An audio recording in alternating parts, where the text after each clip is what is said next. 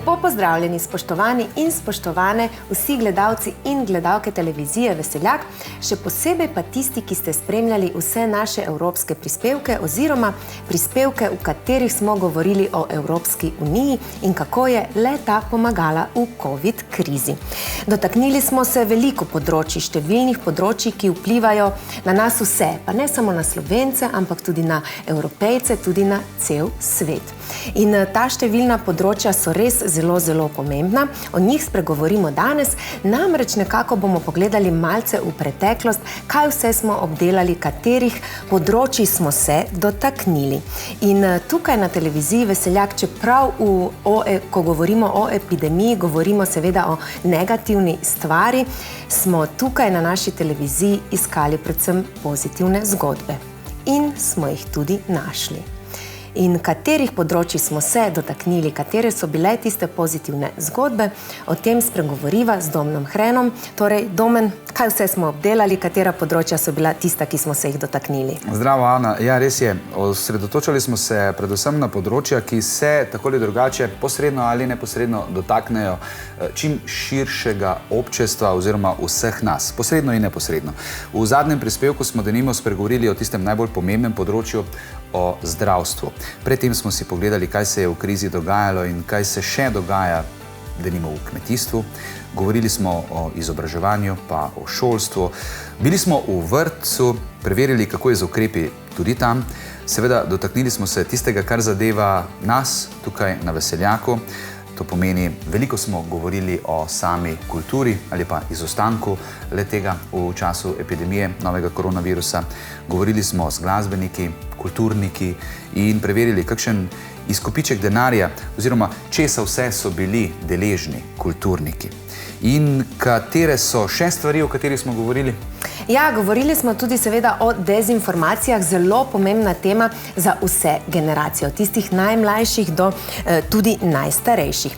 Recimo z razširitvijo svetovnega spleta, interneta je bilo teh podatkov, teh dezinformacij zelo, zelo veliko in nekatere so bile zelo, zelo nevarne. Tudi za naše zdravje. Recimo ena takšnih zanimivih je bila, da je potrebno popiti celo varikino, da se ogneš virusa in mislim, da je zelo, zelo pomembno, da smo se dotaknili tudi te teme. Namreč v Evropski uniji so se potrudili, da usmerjajo vse nas, celotno ljudstvo, v pravo smer. Torej, različni strokovnjaki so govorili o teh dezinformacijah, kako se jih rešiti, kako se jih ogniti. Klicni centri so delali na polno in Evropska unija je res tista, ki je vse skupaj to spodbudila, da se je dogajalo nekako v pravo smer. V naših številnih prispevkih pa smo gostili tudi goste, smo gostili tudi strokovnjake, takšne in drugačne iz različnih področji in nekaj jih lahko, Domen, tudi midva naštejeva zdaj. Ja, veseli smo sodelovanja z pisarno Evropskega parlamenta tukaj v Sloveniji. Tako je z nami v kar nekaj prispevkih spregovorila magistra Manja Toplak, vodja pisarne Evropskega parlamenta, pri nas tukaj doma v Sloveniji. Popeljala nas je skozi številna področja, skušala orisati sliko o tem, kako in na kakšen način in kje vse je Evropa s svojim aparatom, ki je res obširen, lahko in dejansko pomagala. O kmetijstvu smo govorili z Francem Bogovičem, evropskim poslancem.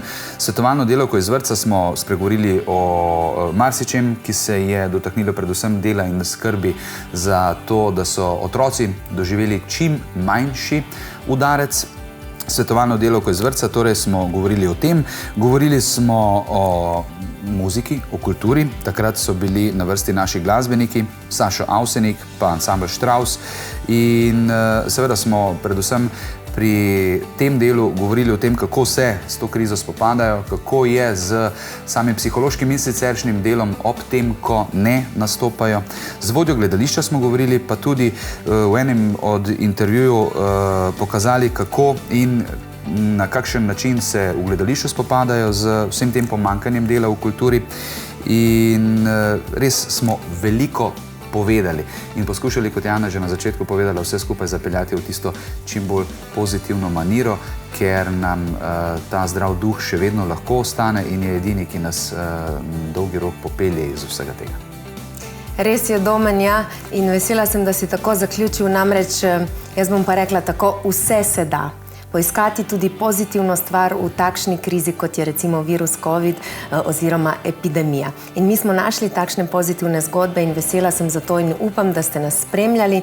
In Evropska unija se je res potrudila za to sodelovanje, za solidarnost in medsebojno pomoč, tako da hvala tudi njim in hvala, da ste nas spremljali. Domen, tudi hvala tebi, da si ustvarjal vse te prispevke skupaj z mano. Hvala tebi za vso delo, ki si ga opravila tukaj. In hvala vam za pozornost. Zapomnimo si, da je to, kar je Ana na koncu povedala, sodelovanje, solidarnost in medsebojna pomoč tista, ki nas je v koroni držala po konci, ki nas mora tudi takrat, ko korone več ne bo, držati po konci in peljati v nov svet. Vedno je lahko nekaj, kar je na prvi pogled negativnega, tudi priložnost, če ne drugače, za boljši jutri. Hvala. Vse dobro. Nasvidenje. Tokrat potrebujemo Evropo bolj kot kadarkoli prej. Objavo vsebin je podprl Evropski parlament. Evropski parlament ni bil vključen v pripravo vsebin in ne odgovarja za predstavljene informacije in stališča.